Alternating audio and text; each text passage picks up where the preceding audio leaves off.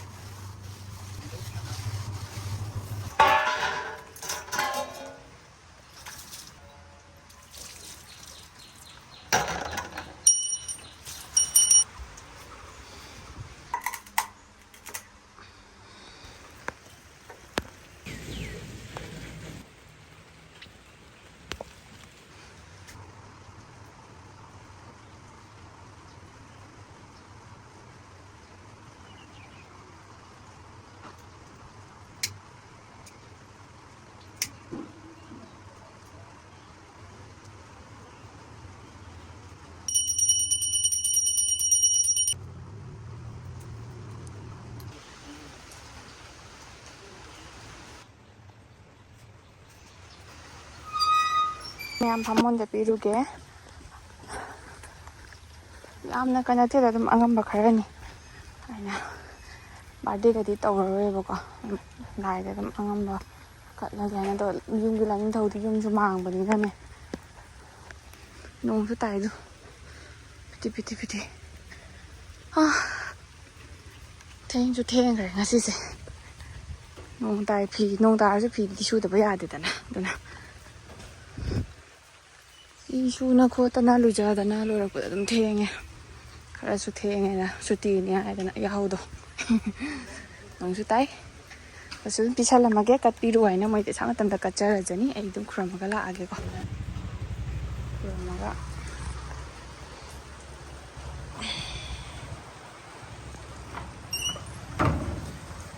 yo rồi cái nó xí lên rồi chứ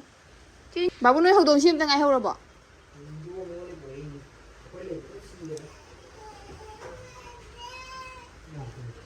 nadi khoi pugi se thangjing ta leiram dra hoji loi sengdo khre bako mayam changana ado ari sengdo kha bina pura lang trick lang ne aduga tharo su yamna palam bane ado tharo se yong som da chakha ga som da pal bi phajamani na lai ne se tharo yang halak yong tharo mayam se hadi pukhi da gi loina chendrak pa ising do gi tarak pani na ko ai puki da ki som da la e ba puki da ho ba tharo ngak ta de puki da di ji ho dre seng do ki ba gi atuga som da na ho na le ra me yam pha jana ho mi no tharo ngo bi do ra de man pha ja ga da ba ne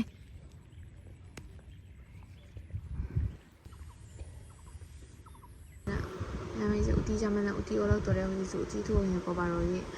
uti som ba ja thu ne do sil ja da mu chat toi ni ba ko to sil ja ja chat toi sina kana kana ju dum hai ra ge makha ta video yin mina re si uti som ba sa sa tho sa ra ge usoi ha pa ga thu mani ko li hawai ga tite mamam cha bu loi re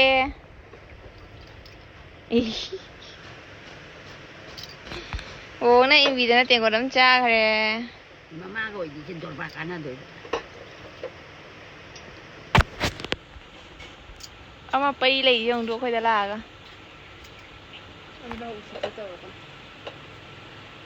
Dani lâu nụ quá Dani lâu nụ cái mấy liều núi mà rồi thế chứ mình siêu hồng nó sả à cái nói rồi không có video sẽ hay rồi bà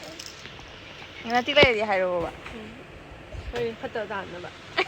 ꯐꯠꯇꯕꯁꯨ ꯇꯥꯅꯤꯡꯗ꯭ꯔꯤ ꯑꯗꯨꯗꯤ video ꯃꯨꯊꯠꯂꯒ ꯉꯥꯡꯉꯗꯤ ꯑꯗꯨꯗꯤ ꯅꯪ ꯐꯠꯇ ꯇꯥꯗ꯭ꯔꯣ ꯍꯥꯏꯔꯣ video ꯃꯨꯊꯠꯂꯒ ꯐꯠꯇ ꯇꯥꯗꯦ ꯀꯅꯥꯅ ꯍꯦꯜꯂꯦꯅꯣ ꯅꯪ ꯀꯔꯤꯅꯣ ꯏꯆꯧꯕꯤꯗꯤ ꯑꯩꯒꯤ ꯁꯥꯏꯠꯅꯤ ꯅꯠꯇ꯭ꯔꯣ ꯀꯔꯤꯅꯣ ꯍꯥꯏꯔꯣꯅꯦ ꯇꯥꯛ ꯑꯉꯥꯡꯁꯤꯡꯅ ꯈꯣꯝ ꯆꯨꯝꯅ ꯆꯥꯛ ꯊꯤꯜꯂꯦꯅꯦ ꯃꯥꯝ ꯅꯪ ꯄꯤꯔꯣꯏꯗ꯭ꯔꯥ ꯅꯪ ꯄꯥꯝꯍꯜꯂꯨ ꯉꯁꯥꯏꯗꯤ ꯄꯝꯒꯦ ꯍꯥꯏꯅꯤ ꯄꯥꯝꯍꯜꯂꯨ ꯄꯥꯝꯍꯜꯂꯨ ꯆꯥꯛ ꯄꯝꯃꯔꯣꯏ ꯌꯥꯏꯌꯦ ꯄꯥꯝꯍꯜꯂꯨ ꯄꯥꯝꯍꯜꯂꯨ ꯊꯥ ꯀꯌꯥ ꯃꯇꯨꯡꯅꯣ ꯊꯥ 5ꯔꯅꯦ ꯊꯥ 3 ꯅꯠꯇ꯭ꯔꯣ 3ꯔ 5ꯔ ꯈꯪꯗꯦ ꯃꯁꯥꯒ ꯅꯣꯏꯊꯣꯛꯑꯝꯃꯤꯅꯦ ꯀꯣꯏꯊꯔꯨꯈꯤꯒꯦ ꯇꯧꯔꯦ ꯑꯩꯈꯣꯏ ꯇꯥꯎꯟꯗ ꯑꯗꯣ ꯑꯩꯈꯣꯏ ꯏꯃꯥꯟꯅꯕꯤꯁꯦ ꯅꯨꯃꯤꯠ 5ꯅꯤꯒꯤ ꯁꯨꯇꯤ ꯂꯥꯛꯄꯅꯦꯕ ꯑꯗꯣ ꯃꯥꯒꯤ ꯄꯣꯠ ꯆꯩ ꯈꯔ ꯂꯧꯃꯤꯟꯅꯧꯁꯤ ꯍꯥꯏꯗꯨꯒ ꯀꯣꯏꯊꯣꯛꯄ ꯑꯣꯏꯅ ꯂꯥꯛꯄꯅꯤꯅ ꯃꯥꯏ ꯃꯊꯨꯟ ꯏꯟꯅꯔꯒ ꯃꯥꯅ ꯄꯨꯕ ꯃꯐꯝꯗꯩ ꯆꯠꯇꯣꯏꯅꯤ ꯑꯩ ꯋꯥꯔꯤꯗꯣ ꯍꯥ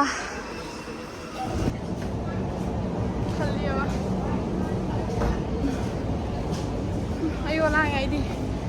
ꯀꯥꯁꯤꯁꯨ ꯑꯗꯨꯝ ꯂꯥꯛꯑꯕꯅꯦ ꯁꯥꯕꯅ ꯊꯕꯛ ꯆꯪꯕ ꯀꯥꯏꯁꯦ ꯑꯍꯥꯟꯕ ꯂꯥꯛꯄ ꯄꯣꯠ ꯃꯌꯥꯝ ꯂꯩꯊꯔꯤꯖꯔꯕ ꯃꯥꯒꯤ ꯁꯞꯅꯥꯅꯤ ꯃꯄꯨꯡ ꯐꯥꯈꯔꯦ ꯀꯣꯏꯕ ꯂꯥꯛꯄꯁꯤꯗ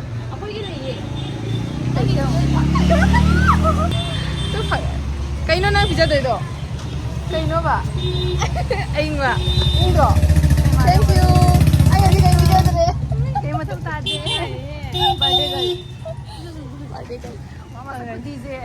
ꯐꯖꯍꯜꯂꯛꯀꯦ ꯆꯠꯂꯒꯦ ꯑꯗꯨꯗꯤ ꯕꯥꯏ ꯊꯦꯡꯛ ꯌꯨ ꯃꯥ ꯃꯥꯒꯤ ꯀꯦꯛꯀꯤ ꯀ꯭ꯔꯤꯝ ꯂꯧꯕꯤꯔꯣ ꯍꯥꯏꯅ ꯂꯥꯛꯏ ꯑꯃ ꯇꯧꯔꯤꯁꯦ ꯌꯥꯝ ꯑꯁ ꯋꯥꯔꯕꯅꯦ ꯑꯩꯅ ꯍꯧꯗꯣꯡꯅ ꯍꯧꯕꯗꯨꯅꯦ ꯅꯪ ꯇꯧꯔꯤꯗꯣ ꯋꯥꯔꯕꯅꯦ ꯄꯣꯛ ꯆꯥꯛꯑꯦ ꯑꯩꯕꯨ ꯃꯥꯅ ꯀꯥꯡꯈꯠꯂꯝꯃꯦ ꯃꯥ ꯀꯥꯡꯈꯠꯄꯁꯤꯗꯤ ꯃꯥ ꯈꯪꯗꯦ ꯁ꯭ꯇꯨꯗꯤꯑꯣꯗ ꯑꯃꯨꯛ ꯂꯥꯛꯑꯦ ꯁꯨꯝ ꯃꯅꯥꯗꯤ ꯐꯔꯦ ꯒꯥꯔꯤ ꯊꯧꯕ ꯑꯩ ꯌꯨꯝꯗꯒ ꯐꯖꯅ ꯌꯦꯡꯍꯟꯕ ꯉꯝꯃꯛꯇ꯭ꯔꯦ ꯍꯥꯊꯨ ꯊꯣꯛꯂꯛꯄꯗꯀꯣ ꯆꯠꯂꯛꯑꯕꯅꯦ ꯁꯥꯕꯁꯤꯗ ꯕꯣꯔꯣꯛ ꯂꯥꯎꯅ ꯑꯗꯨꯝ ꯑꯗꯨꯁꯨ ꯈꯜꯂꯤ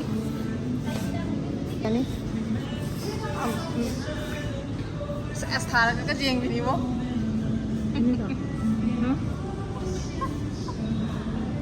ꯇ꯭ꯔꯥꯏ ꯃꯤ ꯍꯥꯏꯅ ꯏꯔ ꯊꯝꯕꯗꯤ ꯇꯧ ꯇꯥꯃꯤꯅ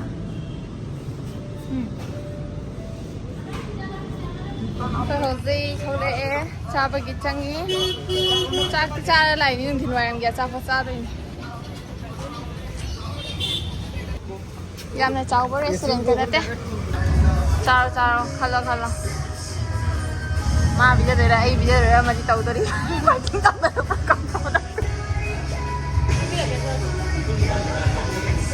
ꯂꯝꯕꯤꯔꯛꯀꯅꯤ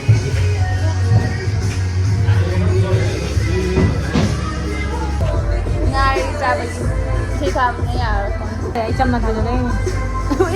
ꯉꯁꯥꯏ ꯚꯤꯗꯤꯑꯣꯗꯨꯒ ꯆꯪꯉꯒ ꯋꯥ ꯀꯟꯅ ꯂꯤꯞꯁꯇꯤꯛꯇꯣ ꯈꯪꯕ꯭ꯔꯥ ꯇ꯭ꯔꯥꯏ ꯃꯤ ꯍꯥꯏꯅ ꯏꯔꯦꯅ ꯃꯆꯤꯟꯗ ꯊꯥꯔꯦ ꯏꯕꯥꯅꯤ ꯆꯠꯄꯁꯦ ꯀꯣꯊꯣꯛꯅꯃꯨꯛ ꯆꯥꯗꯦ ꯍꯥꯏꯕ ꯑꯗꯨꯅ ꯍꯥꯏ ꯁ꯭ꯇꯥꯐꯁꯤꯡꯗꯨꯅ ꯍꯥꯏꯕ ꯃꯆꯤꯟꯗ ꯊꯥꯅꯨ ꯍꯥꯏ ꯏꯃꯥꯟꯅꯕꯤꯅꯦ ꯃꯆꯤꯟꯗꯨꯒ ꯊꯥꯅꯕ ꯊꯝꯃꯤꯉꯗ ꯏꯁꯃꯥꯔꯠ ꯃꯥꯔꯀꯦꯠꯇ ꯚꯤꯗꯤꯑꯣ ꯂꯧꯔꯤꯕ ꯅꯨꯄꯤ ꯑꯃꯈꯛꯅ ꯚꯤꯗꯤꯑꯣ ꯂꯧꯔꯨꯅꯨ ꯈꯣꯠꯀꯅꯨ ꯑꯗꯨꯅ ꯑꯩꯅ ꯏꯁꯃꯥꯔꯠ ꯃꯥꯔꯀꯦꯠ ꯆꯠꯄꯩꯗ ꯚꯤꯗꯤꯑꯣ ꯌꯥꯝ ꯂꯧꯔꯛꯇꯔꯦ करी वीडियो खोलूंगा ना ये सूरज की पहली किरण से पहले किरण बन तो मैं नोई खले में जा आई नोई रे हाय सिदे ये मार में बने वाठी दा नहीं तो वाखर सक्सेस होई करे वाखर निजे को पूरा वाखर थोंग करे और फिर उसी वाइब के सॉन्ग्स बैक टू बैक आई दिले होरे ना पता ngang क्या lấy rồi là mini camera đúng ta sẽ luôn mày à chúng anh ta ngang này mặc mini cái lồi tôi là mà đây chơi như vậy rồi hôm nay cái này hôm nay cái này try đầu cái này ôi được mà mà đây ôi hầu đây là ai isan cái video hình cái quanh 진짜 젠 소리 나서 나한테 가서 이거 잘 이간이 겁니다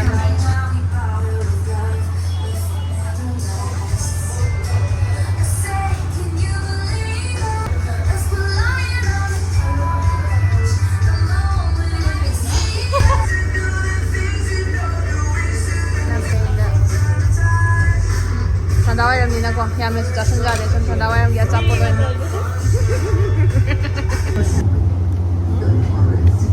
ꯌꯦꯡ ꯈꯟꯅꯤꯡꯉꯁꯨ ꯊꯋꯥꯏꯗꯣꯔꯦꯕ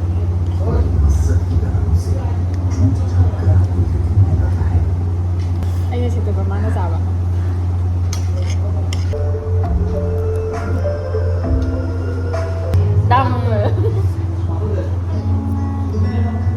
Además, cuando irás con la gre. Tinggal aja sini dia kapal udah ada. Recipe wasabi ni tu. Nambah caloi ni. Ni kan. Oh, ini ya juga kuah juga hendu. Oh, eh. Wow. Ini midang waram yung tu. Ni yang logo na lagi. Kasih pula. ꯑꯩꯅ ꯍꯦꯛ ꯂꯧꯕ ꯃꯐꯝꯗꯣ ꯂꯩꯔꯝꯗ꯭ꯔꯦ ꯑꯗꯣ ꯃꯐꯝ ꯑꯅꯧꯕꯗꯅꯦ ꯂꯥꯛꯏꯁꯦ ꯑꯩꯅ ꯊꯅꯝꯃꯦ ꯑꯗꯨꯒ ꯁꯤꯗꯒꯤ ꯄꯣꯠ ꯆꯩ ꯈꯔ ꯂꯧꯈꯤꯒꯦ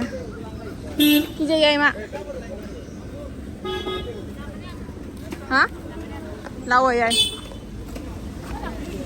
ꯈꯪꯗꯦ ꯃꯥ ꯀꯔꯤꯅꯦ ꯄꯣꯡꯉꯤꯅꯣ ꯈꯪꯗꯦ ꯀꯔꯤꯅꯦ ꯇꯧꯔꯤꯁꯦ ꯑꯩ ꯈꯪꯗꯦ ꯑꯩ ꯁꯨ ꯌꯦꯡꯉꯨ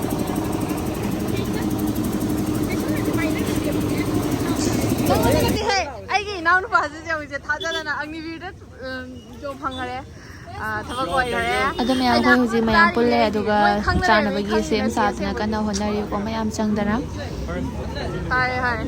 How's second? How's minute? ꯀꯔꯤ How's hour? How's minute? How's second? How's khangba? ꯐꯔꯦ ꯃꯊꯪ ꯂꯥꯛꯄꯗ ꯐꯪꯅꯔꯁꯤ ꯅꯪ ꯀꯩ ꯅꯨꯃꯤꯠ ꯆꯠꯇꯣꯏꯕ ꯇ꯭ꯔꯦꯅꯤꯡ 22ꯗ ꯕꯥꯏ ꯕꯥꯏ ꯑꯩꯅ ꯊꯕꯛ ꯑꯣꯏꯕ ꯃꯤꯁꯤꯡꯁꯤꯒꯤ ꯃꯔꯛꯇꯅꯤ ꯑꯩꯅ ꯂꯩꯁꯦ ꯏꯀꯥꯏꯈ꯭ꯔꯦꯗꯀꯣ ꯑꯩ ꯁꯥꯊꯤꯅ ꯏꯀꯥꯏꯈ꯭ꯔꯦ ꯑꯩ ꯆꯥꯕꯒ ꯇꯜꯂꯤꯌꯦ ꯑꯗꯣ ꯃꯌꯥꯝ ꯑꯩꯈꯣꯏ ꯍꯧꯖꯤꯛ ꯃꯌꯥꯝ ꯄꯨꯜꯂꯦ ꯑꯗꯨꯒ ꯆꯥꯅꯕꯒꯤ ꯁꯦꯝ ꯁꯥꯗꯅ ꯀꯟꯅ ꯍꯣꯠꯅꯔꯤꯀꯣ ꯃꯌꯥꯝ ꯆꯪꯗꯅ ꯂꯩꯇꯦ ꯀꯩꯗꯧꯕꯒꯤ ꯀꯩꯗꯧꯕꯒꯤꯅꯣ ꯃꯣꯕꯥꯏꯜ ꯂꯩꯔꯣ ꯑꯩ ꯂꯩꯕꯤꯅꯤ ꯅꯨꯄꯤ ꯇꯔꯨꯛꯅ ꯄꯤꯛ ꯊꯟꯈ꯭ꯔꯦ ꯑꯩꯈꯣꯏ ꯄꯤꯛꯈ꯭ꯔ ꯁꯪꯒꯣꯏ ꯃꯆꯥꯁꯤꯗ ꯆꯥꯔꯦꯅꯦꯒ ꯊꯥꯔꯒ ꯑꯩꯉꯣꯟꯗ ꯀꯧꯕꯗꯨꯅ ꯁꯅꯥ ꯅꯧꯆꯥ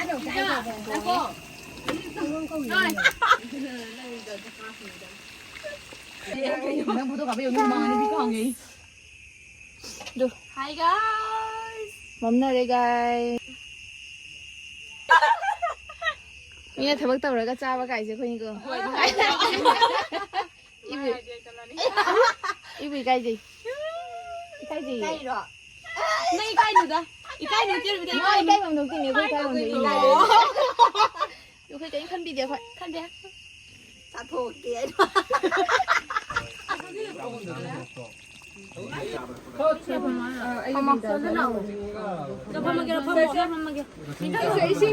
Các bạn không nghe thì liêu gì hãy hàng chỉ cho cái đội đây mình mang ăn cái trang sức tìm thằng nào cũng không là sẽ mà thằng thà thì không đang ai rồi thì đúng là ngay cho được cái điều thì ngay rồi bị đại rồi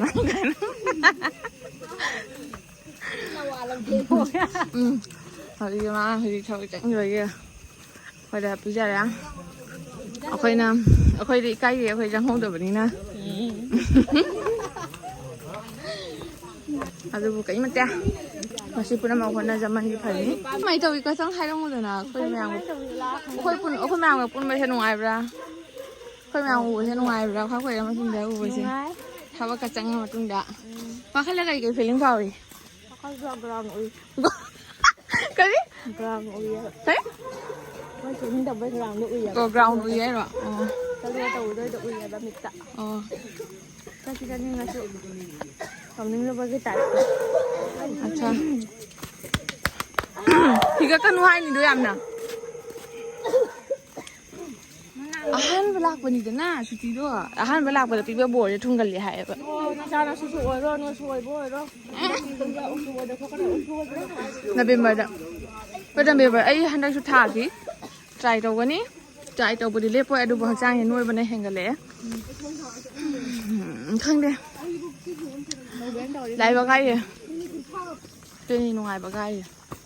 rồi đấy yum pan ka di phang rồi bye bye Robita mà thằng đâu hơn này chứ cái gì vậy? Cấp thuốc điện thoại đủ nữa đi không? Robita we will miss you. ꯃꯌꯥꯝ ꯃꯣꯏ ꯊꯤꯜꯂꯨꯔ ꯈꯣꯠꯂꯨꯔꯦ ꯑꯗꯣ ꯉꯁꯤꯒꯤ ꯕꯟꯗ꯭ꯔꯥꯁꯦ ꯑꯩꯈꯣꯏ ꯏꯃꯥꯟꯅꯕꯤꯅ ꯊꯕꯛ ꯍꯥꯏꯗꯤ ꯑꯍꯥꯟꯕ ꯁꯨꯇꯤ ꯂꯥꯛꯏꯅꯦꯕꯀꯣ ꯃꯥꯁꯦ ꯊꯕꯛ ꯆꯪꯈꯤꯕꯗꯒꯤ ꯑꯩꯈꯣꯏ ꯄꯨꯟꯅ ꯂꯩꯃꯤꯟꯅꯔꯝꯕꯗꯣ ꯄꯨꯟꯅ ꯆꯦꯟꯃꯤꯟꯅꯔꯝꯕꯗꯣ ꯑꯩꯒ ꯄꯨꯟꯅ ꯆꯦꯟꯕꯗꯣ ꯑꯣꯏꯃꯤꯟꯅꯔꯤꯅꯦꯕꯀோ ꯑꯗꯣ ꯃꯌꯥꯝꯅꯁꯨ ꯑꯗꯨꯝ ꯍꯪꯉꯤ ꯑꯩꯉꯣꯟꯗ ꯅꯪ ꯆꯦꯟꯕ ꯄꯥꯁ ꯑꯣꯏꯔꯦ ꯑꯗꯣ ꯑꯦꯛꯖꯥꯝ ꯀꯃꯥꯏꯅ ꯇꯧꯈ꯭ꯔꯒꯦ ꯈꯣꯠꯈ꯭ꯔꯒꯦꯅ ꯑꯗꯨꯒꯤ ꯔꯤꯄ꯭ꯂꯥꯏ ꯑꯩ ꯄꯤꯈꯤꯗꯕꯅꯦꯕꯀꯣ ꯑꯗꯣ ꯃꯌꯥꯝ ꯑꯩ ꯆꯦꯟꯕꯗ ꯄꯥꯁꯄꯨꯗꯤ ꯑꯣꯏꯔꯦ ꯑꯗꯨꯒ ꯑꯦꯛꯖꯥꯝꯗꯣ ꯑꯩꯒꯤ ꯀꯩꯅꯣ ꯑꯣꯏꯍꯧꯕꯅꯦꯕ ꯀꯩ ꯍꯥꯏ ꯑꯦꯛꯖꯥꯝꯗ ꯑꯩꯁे ꯁꯤꯂꯦꯛ ꯑꯣꯏꯍꯧꯗꯕꯅꯦꯕꯀோ ꯑꯦꯛꯖꯥꯝꯗꯣ ꯁꯤꯂꯦꯛ ꯑꯣꯏꯍꯧꯗꯕꯁꯤꯅ ꯀꯔꯤꯒꯤ ꯑꯩꯅ ꯑꯍꯥꯟꯕ ꯊꯥꯖꯕꯅꯦꯕꯀꯣ ꯄꯨꯂꯤꯁꯀꯤ ꯑꯦꯛꯖꯥꯝꯁꯦ ꯑꯗꯨꯅ ꯑꯩꯅ ꯍꯥꯏꯗꯤ ꯌꯥꯝꯅ ꯅꯔꯚꯁ ꯑꯣꯏꯈꯤꯕ ꯑꯗꯨꯅ ꯑꯩꯅ ꯁꯣꯏꯈꯤꯕ ꯑꯃ ꯑꯣꯏꯈ꯭ꯔꯦ ꯑꯍꯥꯟꯕ ꯆꯪꯕꯗ ꯑꯗꯨꯝ ꯑꯩꯅ ꯁꯣꯏꯈꯤꯕꯅꯦꯕ ꯏꯁꯥꯅ ꯁꯣꯏꯈꯤꯕꯅꯤ ꯑꯗꯨꯗꯨꯅ ꯑꯩꯅ ꯋꯥꯈꯜ ꯑꯁꯥꯊꯤꯅ ꯅꯨꯡꯉꯥꯏꯇꯕꯗꯣ ꯑꯗꯨꯅ ꯃꯇꯝꯗꯨꯒ ꯑꯩꯅ ꯃꯌꯥꯝꯅ ꯍꯪꯉꯛꯄꯗꯣ ꯑꯩꯅ ꯈꯨꯝꯕ ꯉꯝꯍꯧꯗꯦꯕ ꯍꯥꯏꯗꯤ ꯑꯩꯅꯅꯦ ꯑꯍꯥꯟꯕꯗ ꯑꯩꯅꯅꯦ ꯀꯣꯏꯁꯟꯒꯤ ꯀꯩꯅꯣꯁꯦ ꯍꯥꯏꯗꯤ ꯔꯣꯜ ꯅꯝꯕꯔꯗꯣ ꯎꯜꯇꯥ ꯄꯨꯜꯇꯥ ꯏꯁꯟꯗꯅꯀꯣ ꯑꯗꯣ ꯍꯥꯏꯗꯤ ꯑꯗꯨꯒ ꯑꯦꯛꯖꯥꯝꯁꯦ ꯐꯝꯕ ꯃꯇꯝꯗ ꯈꯇꯪꯐꯥꯎ ꯂꯥꯟꯕ ꯌꯥꯗꯦꯕꯀꯣ ꯃꯥꯒꯤ ꯀꯣꯏꯁꯟꯗꯨꯃ ꯄꯨꯔꯥ ꯔꯤꯖꯦꯛ ꯑꯣꯏꯌꯦꯕꯀோ ꯗ꯭ꯌꯨꯇꯤ ꯇꯥꯔꯤꯕ ꯁꯥꯔꯁꯤꯡꯗꯨꯗ ꯍꯥꯏꯔꯦ ꯃꯦꯝꯁꯤꯡꯗꯨꯗ ꯍꯥꯏꯔꯦ ꯀꯃꯥꯏꯅ ꯇꯧꯅꯤꯗꯣ ꯃꯣꯏꯅ ꯀꯩꯁꯨ ꯇꯧꯕ ꯉꯝꯃꯣꯏ ꯍꯥꯏ ꯑꯗꯨꯒ ꯃꯣꯏꯒꯤ ꯃꯤꯉꯩꯒꯤꯅ ꯑꯗꯨꯝ ꯍꯥꯏꯗꯤ ꯀꯩ ꯍꯥꯏꯅꯤ ꯍꯥꯏꯗꯤ ꯃꯇꯦꯡ ꯇꯧꯕꯤꯔ ꯈꯣꯠꯄꯤꯔꯒ ꯁꯨꯝ ꯌꯦꯡꯁꯤꯟꯕꯤꯕ ꯈꯣꯠꯄꯤꯕ ꯑꯗꯨꯃꯥꯏꯅ ꯑꯗꯨꯝ ꯇꯧꯕ ꯌꯥꯎꯋꯦ ꯑꯗꯨꯒ ꯑꯩꯒꯤꯗꯨ ꯇꯥꯏ ꯃꯇꯝꯗꯨꯒ ꯑꯩꯅ ꯃꯣꯏꯗ ꯍꯥꯏꯕ ꯃꯇꯝꯗꯀꯣ ꯃꯣꯏꯅ ꯑꯩꯒꯤꯁꯦ ꯃꯇꯦꯡ ꯇꯧꯕꯤꯈꯤꯗꯦꯕꯀꯣ ꯍꯥꯏꯗꯤ ꯑꯩꯈꯣꯏ ꯀꯩꯁꯨ ꯇꯧꯕ ꯉꯝꯃꯣই ꯅꯪꯅ ꯂꯥꯟꯈ꯭ꯔꯕꯅꯤꯅꯀꯩꯁꯨ ꯇꯝꯕ ꯉꯝꯃꯣꯏ ꯍꯥꯏꯅ ꯑꯗꯨꯏꯁꯨ ꯑꯩꯅ ꯈꯇꯪ ꯃꯌꯦꯛ ꯍꯥꯏꯅ ꯑꯩꯅ ꯅꯝꯕꯔꯗꯣ ꯁꯣꯏꯈꯤꯕꯗꯣ ꯈꯇꯪ ꯃꯌꯦꯛꯇꯣ ꯍꯥꯏꯗꯤ ꯈꯇꯪ ꯁꯣꯏꯈꯤꯕ ꯅꯝꯕꯔꯗꯣ ꯁꯦꯝꯗꯣꯛꯑꯒ ꯑꯩꯅ ꯏꯌꯦꯕꯀꯣ ꯍꯥꯏꯗꯤ ꯗꯕꯜ ꯔꯥꯏꯇꯤꯡ ꯇꯧꯔꯒꯀꯣ ꯏꯈꯤꯕꯗꯨꯅꯀꯣ ꯑꯗꯨꯅ ꯀꯩ ꯍꯥꯏꯅꯤ ꯑꯩꯅ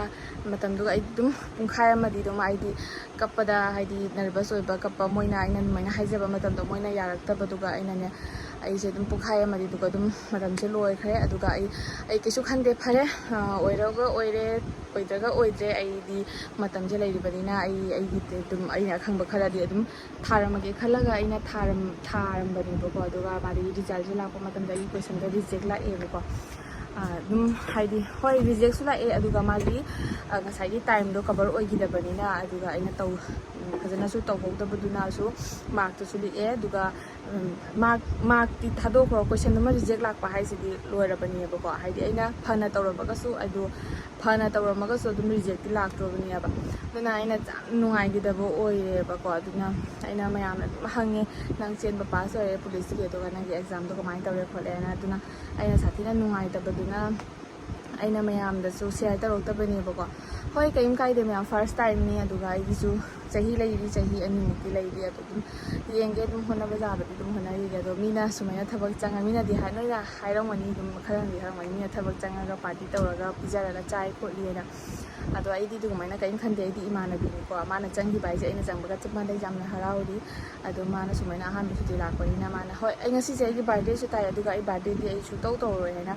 ꯍꯥꯏꯗꯤ ꯉꯁꯤꯒꯤ ꯅꯨꯃꯤꯠꯁꯦ ꯑꯩ ꯕꯥꯔꯗꯦꯗꯤ ꯇꯧꯔꯔꯣꯏ ꯍꯥꯏꯅ ꯑꯩꯅ ꯈꯜꯂꯦꯕꯀꯣ ꯀꯩꯁꯨ ꯑꯩ ꯀꯦꯛ ꯀꯥꯇꯤꯡ ꯈꯣꯠꯇꯤꯡ ꯑꯩ ꯇꯧꯔꯣꯏꯅ ꯑꯗꯩ ꯑꯩꯒꯤ ꯏꯃꯥꯟꯅꯕꯤꯗꯨꯁꯨ ꯁꯨꯇꯤ ꯅꯨꯃꯤꯠ 5ꯅꯤ ꯈꯛꯇꯪꯒꯤ ꯂꯥꯛꯏꯅꯦꯕꯀோ ꯉꯁꯤꯁꯦ ꯑꯩꯒꯤ ꯕꯥꯔꯗꯦ ꯑꯣꯏꯕꯅꯤꯅ ꯑꯩꯁꯨ ꯑꯩꯒꯤ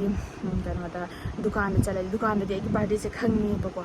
ꯑꯗꯣ ꯈꯪꯕꯅꯤꯅ ꯀꯩ ꯍꯥꯏꯅꯤ ꯗꯨꯀꯥꯟꯗꯗꯤ ꯑꯗꯨꯝ ꯑꯩꯒꯤ ꯁꯤꯌꯣꯔ ꯑꯗꯨꯝ ꯀꯦꯛ ꯂꯧꯗꯅ ꯈꯣꯠꯇꯅ ꯑꯩꯈꯣꯏꯒꯤ ꯗꯨꯀꯥꯟꯒꯤ ꯁꯤꯁꯇꯦꯝ ꯁꯨꯃꯥꯏꯅꯅꯦ ꯁ꯭ꯇꯥꯐ ꯄꯨꯝꯅꯃꯛꯀꯤ ꯂꯣꯏꯅ ꯕꯥꯔꯗꯦꯁꯦ ꯀꯦꯛ ꯄꯨꯔꯒ ꯀꯦꯛ ꯀꯛꯍꯜꯂꯦꯕ ꯂꯥꯁꯇ ꯍꯜꯂꯝꯗꯥꯏꯗ ꯑꯗꯨꯅ ꯑꯩꯅ ꯑꯗꯨꯒꯤꯗꯃꯛꯇ ꯑꯩ ꯏꯀꯥꯏꯗꯅ ꯑꯩꯁꯦ ꯆꯠꯇꯕꯅꯦꯕ ꯗꯨꯀꯥꯟꯁꯦ ꯁꯨꯇꯤ ꯂꯧꯊꯣꯛꯄꯅꯦ ꯁꯤ ꯅꯨꯃꯤꯠꯁꯦ ꯁꯨꯇꯤ ꯂꯧꯊꯣꯛꯄꯅꯦꯕ ꯑꯗꯨꯒ ꯁꯨꯃꯥꯏꯅ ꯁꯨꯇꯤ ꯂꯧꯊꯣꯛꯄꯁꯤꯒ ꯑꯩꯒꯤ इमानबीसु सुटी लाकपनिना अꯩꯅ हाइबा अꯩ अहमददी प्लानिंग सिंगेबको हाइदी अꯩ बर्थडे बुदी तौरो अदो मासु लाकपनिना मागसु उनादबदो कुइरे थबक चंगिबदे मासु उनादेदना अैना मागसु उनानबा हाइना अैगा मागा हाइदी अैगी इमानबी अैगा तिनजबदो मागा प्रियंकागा अैगा अदुगा रोबितागा कांचनगसे अखोय मरितंग हाइदी अैना दुम चाक चामीनसे अैना दुम अखोयदा दुम चाक कौबो अैनादे खबरा दुमाय दुम ngasiगी numisida aina birthday gi kanate bako dumaina haibuda dorobita na hai masu thaba masu suti la ko ina ma bana pijare no ma pijare ge mana pijani ba angang khara su angang khara su le jangba gi ma suti la ko gi ma dum pijare ge khujare ge haidana dumaina haibudu ga nampuda mana dum tawre bako aduna sijaru su ma gi pose khara lawne na chathu ubani ꯑꯗꯨꯅꯤꯗ ꯉꯁꯤꯒꯤꯁꯦ ꯑꯗꯨꯝ ꯑꯩꯒꯤ ꯕꯥꯔꯗꯦꯒꯤꯒ ꯅꯠꯇꯦ ꯃꯌꯥꯝ ꯑꯩ ꯕꯥꯔꯗꯦꯒ ꯇꯧꯗꯦꯀꯣ ꯑꯩ ꯂꯥꯏꯗ ꯑꯗꯨꯝ ꯈꯨꯔꯨꯝꯃꯨꯔꯦ ꯈꯔ ꯑꯩꯒꯤ ꯑꯉꯝꯕ ꯍꯩꯔꯨꯛ ꯀꯠꯂꯒ ꯈꯨꯔꯨꯝꯃꯨꯔꯦ ꯑꯩꯒꯤ ꯕꯥꯔꯗꯦ ꯑꯩꯒꯤ ꯕꯥꯔꯗꯦ ꯇꯧꯒꯅꯤ ꯑꯩ ꯕꯥꯔꯗꯦ ꯆꯥꯎꯅ ꯇꯧꯒꯅꯤ ꯀꯔꯝꯕ ꯃꯇꯝꯗ ꯇꯧꯒꯅꯤ ꯑꯩꯒꯤ ꯑꯦꯛꯖꯦꯛ ꯑꯩꯒꯤ ꯄꯣꯛꯄꯒꯤ ꯅꯨꯃꯤꯠ ꯆꯞ ꯃꯥꯟꯅꯕ ꯅꯨꯃꯤꯠ ꯑꯗꯨꯒ ꯗꯦꯠꯁꯨ ꯃꯥꯟꯅꯕ ꯃꯇꯝꯁꯨ ꯃꯥꯟꯅꯕ ꯑꯗꯨ ꯃꯇꯝꯗ ꯑꯩ ꯕꯥꯔꯗꯦ ꯁꯣꯏꯗꯅ ꯇꯧꯖꯒꯅꯤ ꯑꯗꯣ ꯉꯁꯤꯁꯦ ꯁꯒꯣꯜꯁꯦꯟ ꯅꯨꯃꯤꯠ ꯇꯥꯏ ꯑꯗꯨꯒ ꯁꯒꯣꯜꯁꯦꯟ ꯅꯨꯃꯤꯠꯁꯦ ꯑꯩꯒꯤ ꯏꯄꯣꯛ ꯅꯨꯃꯤꯠ ꯅꯠꯇꯦꯕ ꯑꯗꯨꯒ ꯗꯦꯠꯇꯤ ꯃꯥꯟꯅꯕ ꯑꯩꯒꯤ ꯗꯦꯠꯁꯨ ꯃꯥꯟꯅꯕ ꯅꯨꯃꯤꯠꯁꯨ ꯃꯥꯟꯅꯕ ꯄꯨꯝꯅꯃꯛ ꯃꯥꯟꯅꯕꯗꯣ ꯑꯗꯨꯒ ꯑꯩꯒꯤ ꯕꯥꯔꯗꯦ ꯑꯩ ꯆꯥꯎꯅ ꯇꯧꯔꯛꯀꯅꯤ ꯃꯌꯥꯝ ꯑꯗꯨꯅ ꯑꯩꯁꯦ ꯄꯤꯛꯏꯉꯩꯗꯩꯁꯨ ꯕꯥꯔꯗꯦ ꯍꯥꯏꯁꯦ ꯃꯁꯛ ꯈꯪꯖꯔꯛꯇꯦ ꯑꯗꯨꯅ ꯑꯩ ꯕꯥꯔꯗꯦꯒꯤ ꯗꯤꯖꯥꯏꯟ ꯁ꯭ꯇꯣꯛ ꯂꯩꯇꯦꯕꯀꯣ ꯇꯧꯕ ꯈꯣꯠꯄꯗꯣ ꯑꯗꯨꯅꯤ ꯃꯌꯥꯝꯗ ꯁꯦꯌꯔ ꯇꯧꯖꯅꯤꯡꯕꯗꯤꯗꯣ ꯃꯣꯏ ꯍꯧꯖꯤꯛ ꯕꯟꯗꯥ ꯁꯨꯃꯥꯏꯅ ꯇꯧꯅ ꯑꯗꯨꯝ ꯕꯟꯗꯥ ꯆꯥꯔꯦ ꯑꯗꯨꯒ ꯂꯣꯏꯁꯜꯂꯦ ꯇꯨꯝꯅꯕ ꯇꯧꯔꯒꯦ